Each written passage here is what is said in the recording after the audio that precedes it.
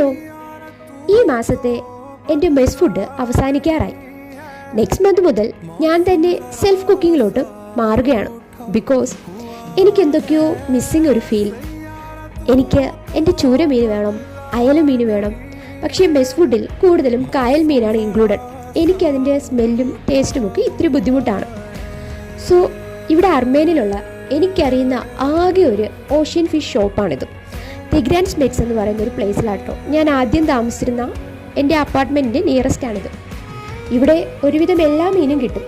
പക്ഷേ എനിക്കിത് കണ്ടിട്ട് മനസ്സിലായത് ഒന്ന് നമ്മുടെ അയല മീനും പിന്നെ ഒരു ചൂരമീനും.